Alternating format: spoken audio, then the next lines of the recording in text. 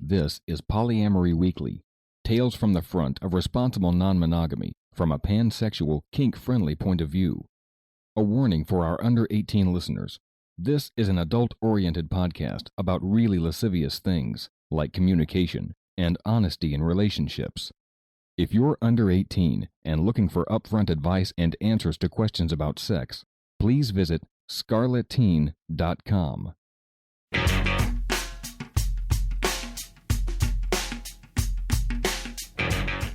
This is Polyamory Weekly, episode 486 for September 8th, 2016. Coming up on today's show, Introverts, Extroverts, and Anxiety. That's coming up on today's show.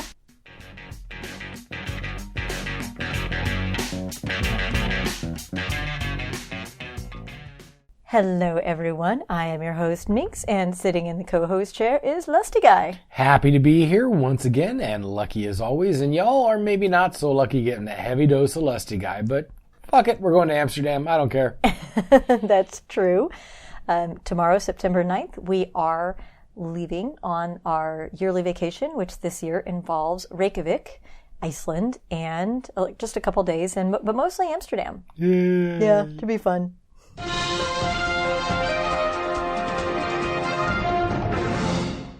And we have some poly in the news to report today. This is, of course, thanks to Alan, who runs the Polyamory in the News blog at polyinthemedia.blogspot.com.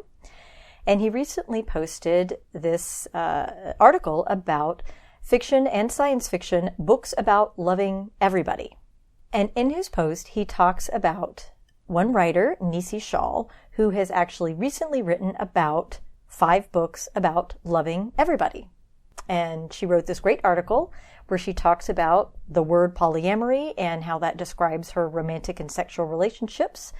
And she came up with a list of 5 books that are fiction and or science fiction that are not strictly monogamous, basically. Or that include characters that are not monogamous. Exactly. So the first one is Tales of Niverian by Delaney, 1979. Fledgling by Octavia E. Butler, 2005. Légendaire, short story by Kai Ashante Wilson, 2013. The Fifth Season by N.K. Jemisin, 2015. And Black Wine by Candace Jane Dorsey from 1997.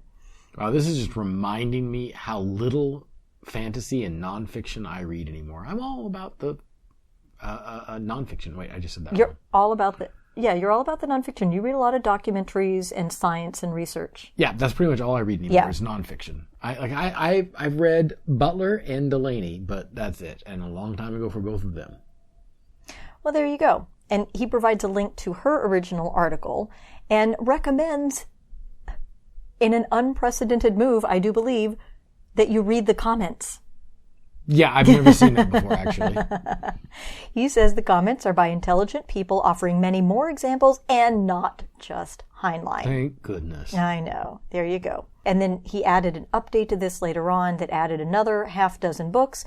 So if you are looking for recommendations of fiction that involve polyamory but are not necessarily specifically about polyamory, go to this post, and we will provide a link in the show notes at polyweekly.com.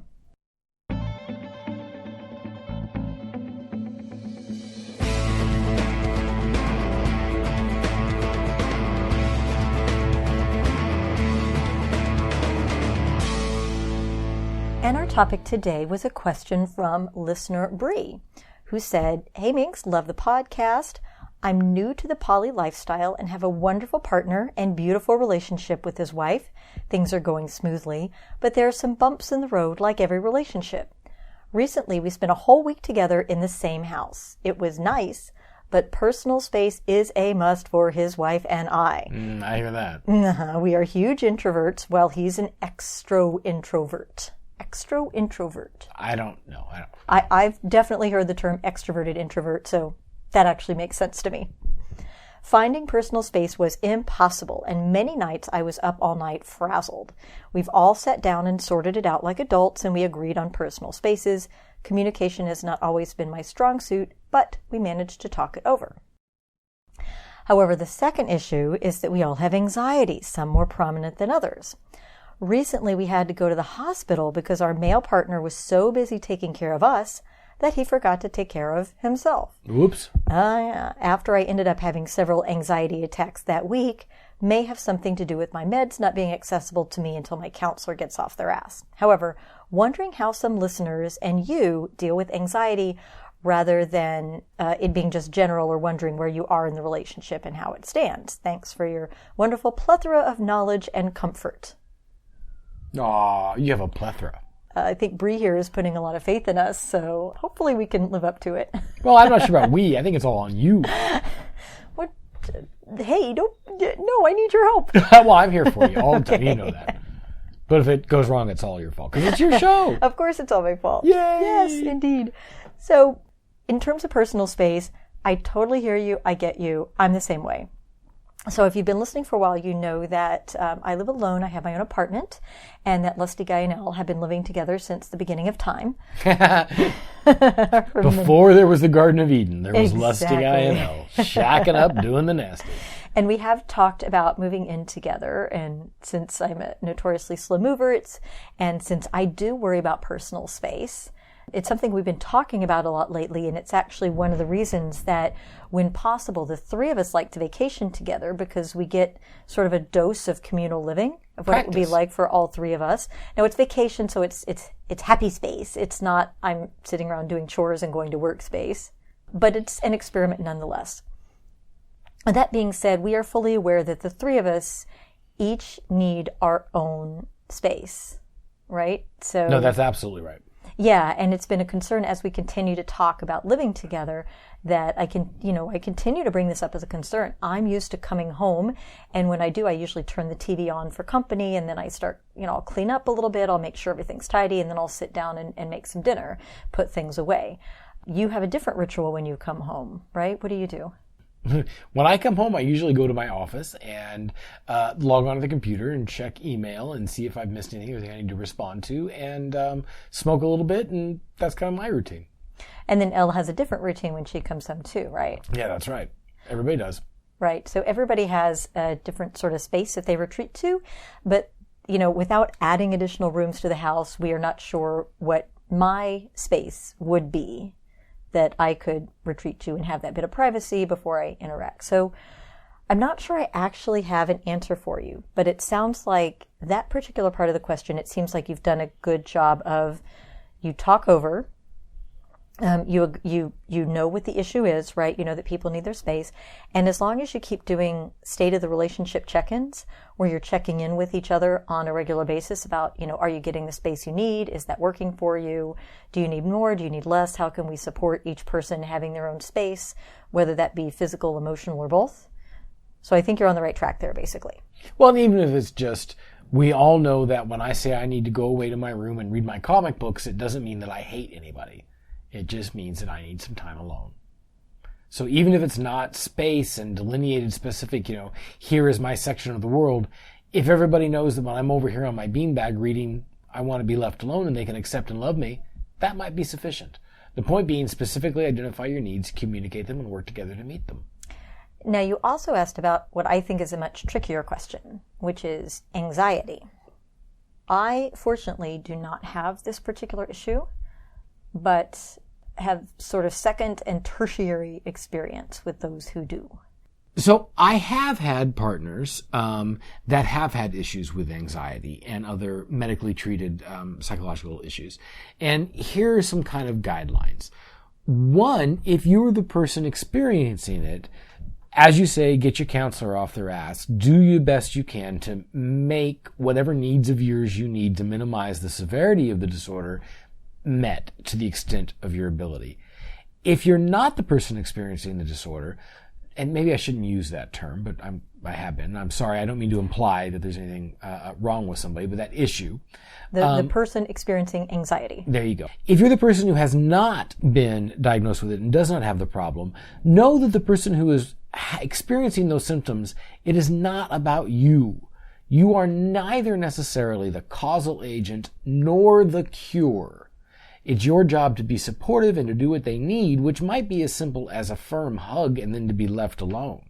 It could very well be that there is no answer right now. Give them the little bit that they want and need and go with that. In terms of anxiety, if you're the one who has it and it isn't a disorder that has medication, take your meds, do what your medical provider is asking you to do, and try to minimize the severity. And if you're the person outside the situation, don't try to solve it. Give whatever is the asked for and meaningful support, which might be as little as a firm hug, which does seem to help with anxiety, or might be as much as sitting down and having a conversation. But don't make it about you. Let it be about the person that's experiencing the symptoms.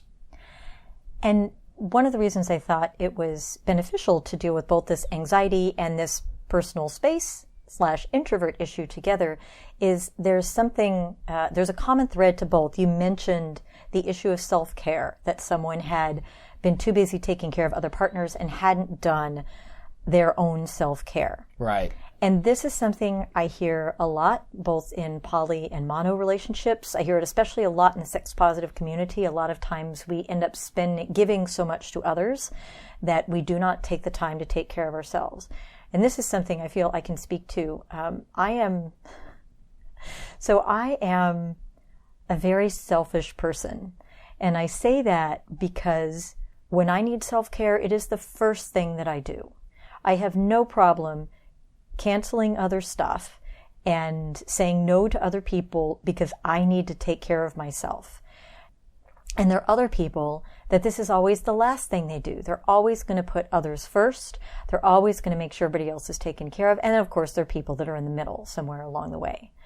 So one of your responsibilities, whether you have anxiety or any other type of disorder, whether you are an introvert or an extrovert, is you need to be aware of your own capacity for self-care. And when you need it, you really have to make it a priority to take care of yourself. Absolutely. And if this helps you to think about it, when I took my first life-saving lesson, one of the most important things they taught us was how to disengage from somebody that we were trying to save in the water. Because if they drowned you as well, now two people have drowned and you can't help anybody while you're drowning. So if it helps you to stop thinking about it of self-care and start thinking about it as a prerequisite to helping somebody else, you can't help somebody else until you yourself are swimming, until you're keeping your own head afloat, until you are capable. Self-care is an input to that capacity. If thinking about it as self-care is something that means you can now forget it, well, instead, think about it as a necessary input to give other care. You're not going to be able to care for your others when you yourself haven't been cared for. One of the lessons I got from Life Saving, and it's helped me quite a bit. Put your oxygen mask on first, as they say. Indeed. Well, it may be tempting to put the oxygen mask on your child or loved one sitting next to you first because, of course, you prioritize them. If you are passed out from lack of oxygen, you will not be able to help anybody. And therefore, as a priority to them, serve yourself first. Right. And if that helps you think about it, there you go. Yeah, indeed. And I think this really does address both of the issues. When you need to take time out, if you need to take time out, you just have to be shameless in doing that. And if you want to call it, instead of, I need to be in a cave, I need to be alone, if it helps to say, I need some self-care time, or I need some minx time, or I'm putting my oxygen mask on, Yep. Whatever it is you need to think of. But I see this everywhere, that people work so hard on all their obligations to others and all their other relationships that they forget the most important relationship, which is the one they have with themselves. From which all else flows. It is so true. And it really just, if you're a mess and if you're not taken care of, then you're just not going to be good to anybody else. Absolutely. And then the last put for anxiety that I will recommend is some kind of exercise. Getting out and going for a walk, going for a bike ride. It's been tremendously helpful in my experience. Taking the dog for a walk. It's hard to feel bad watching a happy dog. That's true. That's true. So if you have a pet time. Mm-hmm. In the absence of pet, plenty of cat videos on the internet. Endless. Ooh, baby otters. Baby otters. Oh, have you seen the one of the baby porcupine eating a little seed? Oh, it's so cute. Oh, there's one of a baby bat eating a carrot. Adorable. It is awesome. So whatever you need, basically. But please do take care of yourselves, guys, gals, folks. Damn. Everybody.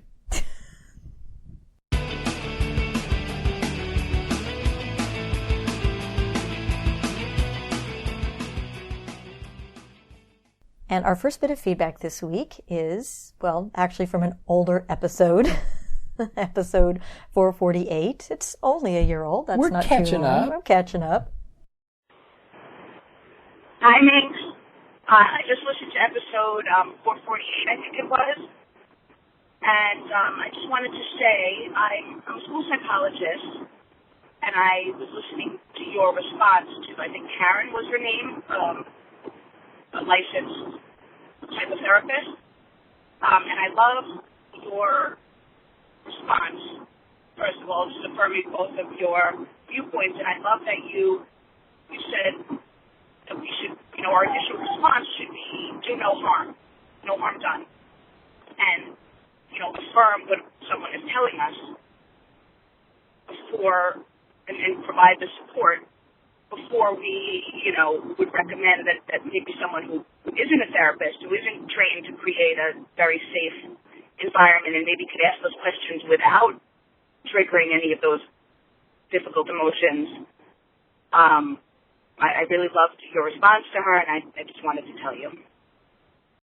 Well, it's nice to get that validation. That if somebody comes to you talking about any type of abuse, emotional or sexual, that the first thing you do is to support that person rather than trying to be cop, judge, and jury and figure out exactly what happened so you know who to hate and or blame.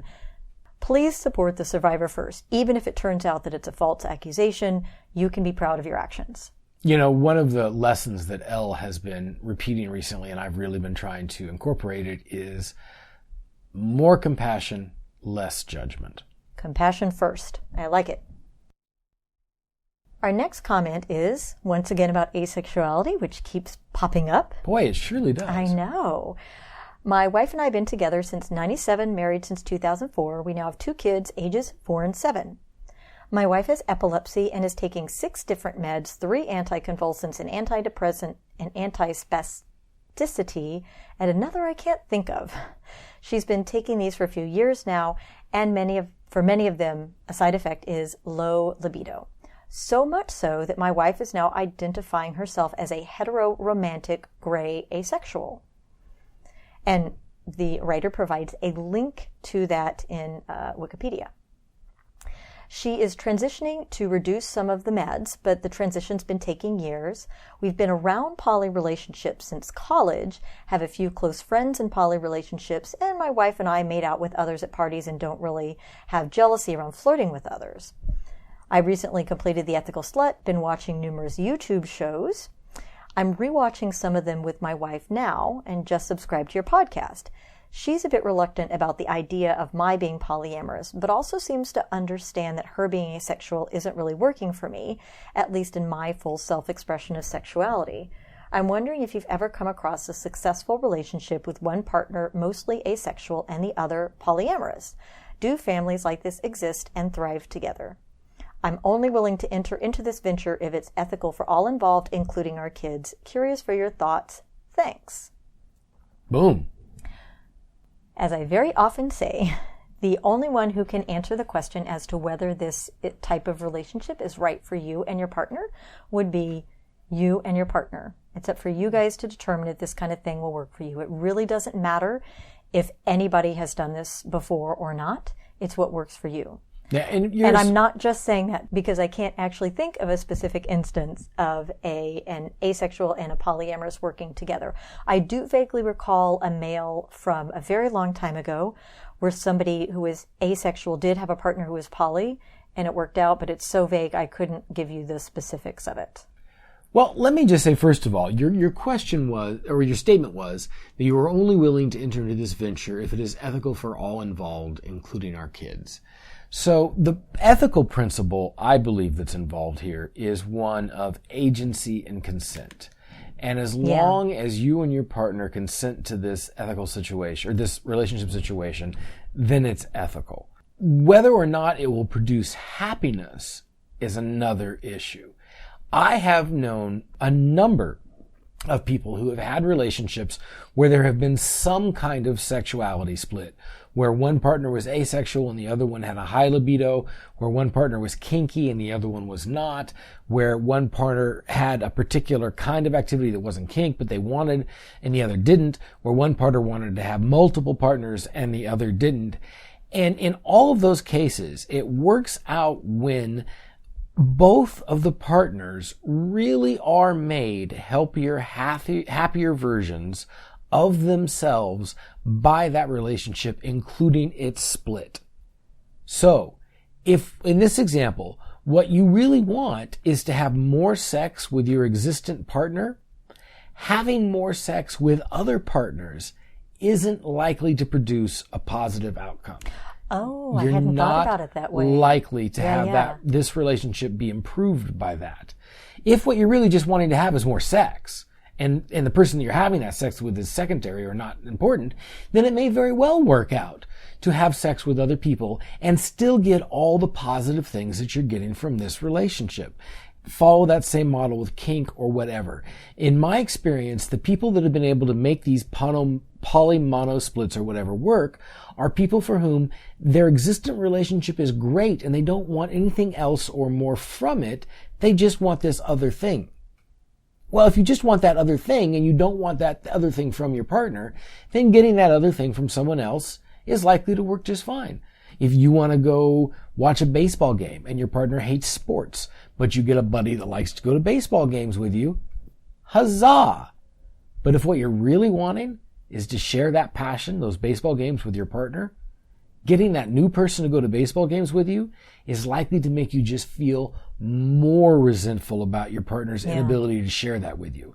Yeah. So really it comes down to, is it true that my existing relationship is making me a better, healthier version of myself and I'm happy with it, I just want this other thing too?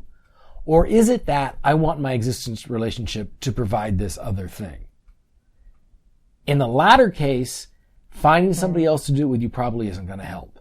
In the former case, finding somebody else to do it with you may very well help, but then you're going to have to deal with all of the complications of having found somebody else to do this thing.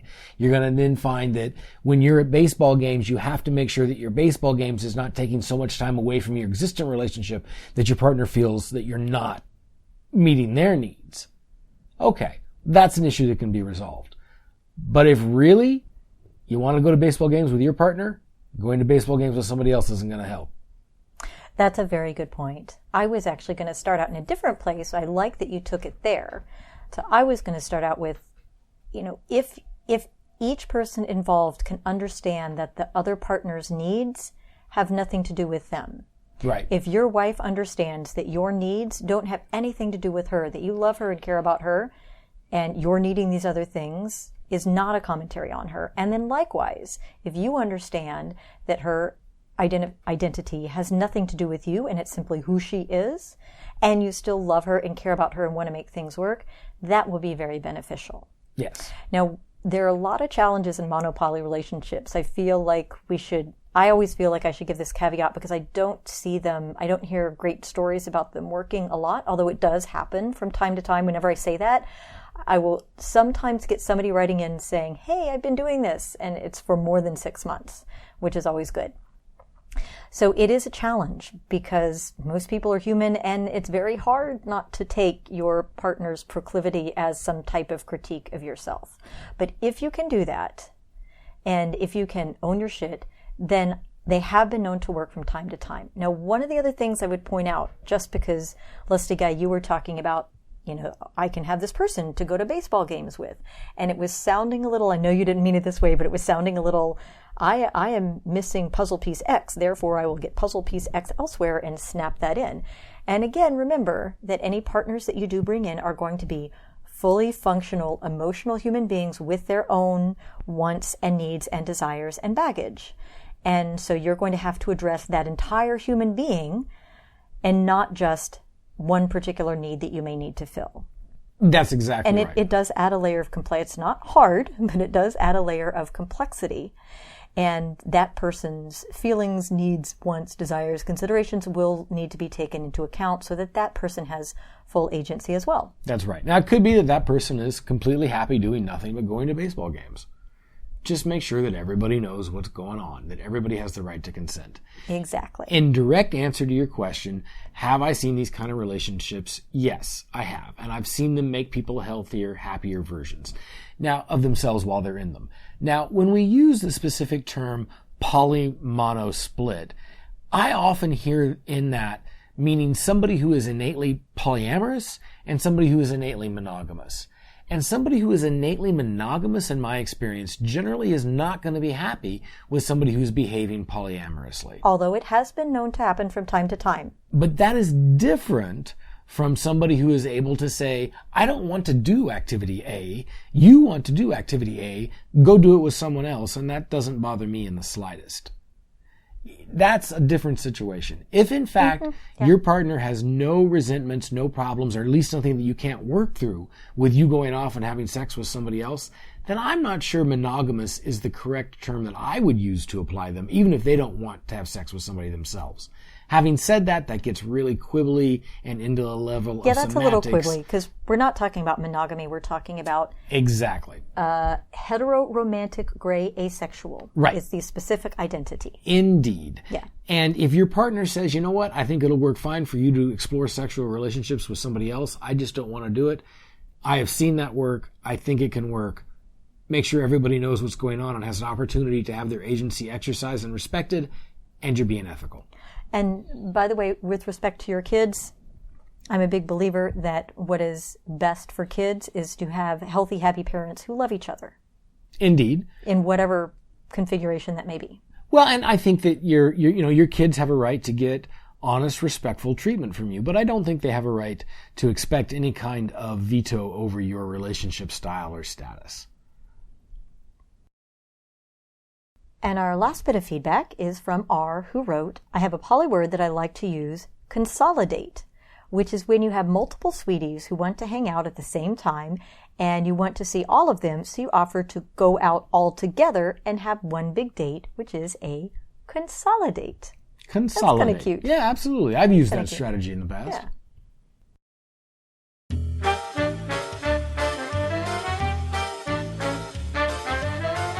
It's time for your Happy Poly Moment of the Week, brought to you by Fubbly Polyamorists everywhere.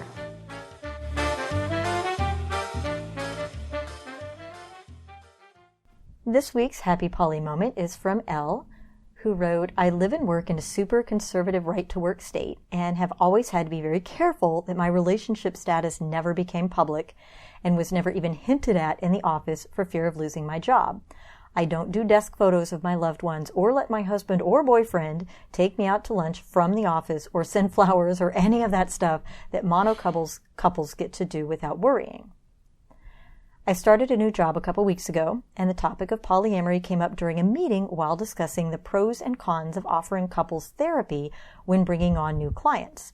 The moment the topic came up, I wanted to just be invisible and prayed a big blinking sign wasn't announcing my relationship status via body language, while waiting for the usual comments of how unhealthy such a relationship must be. Downside of working for a therapy office, they don't miss anything.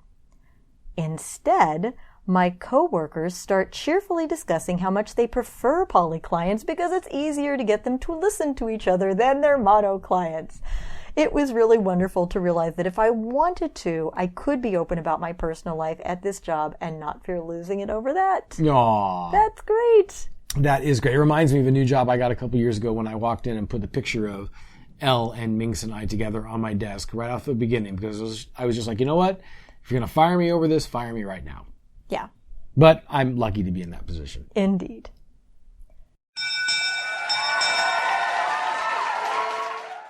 And we want to give a shout out to Rob this week for the donation. Thank you. Thank you, Rob. And I'll also give a shout out, because I haven't done it in a few weeks, to our Poly Weekly Playmates for your generous donations every month, regardless of whether we publish or not, or whether the show, or whether I get the audio right or not. We've been struggling with audio a lot over the last few weeks. Not that any of you would know. We are a free resource. We have helped hundreds of thousands of people navigate their introduction to and successful relationships with polyamory. Donations of any kind and any size keep the podcast free for everyone, both inside and outside the community. And if you would like to contribute to the podcast in other ways, such as writing us and asking for advice, suggesting a show topic or a guest, email polyweekly@gmail.com or call 802-505-POLY. Or you can find us on Facebook or Twitter @polyweekly and @cunningminx. And I think that about wraps it up for our show. We are packed and ready to go to Amsterdam. Got your passport? I always have my passport in my go bag, ready to go. There you go. All right, we are off to Iceland, and we will catch you next week. Thanks for listening, and remember, it's not all about the sex.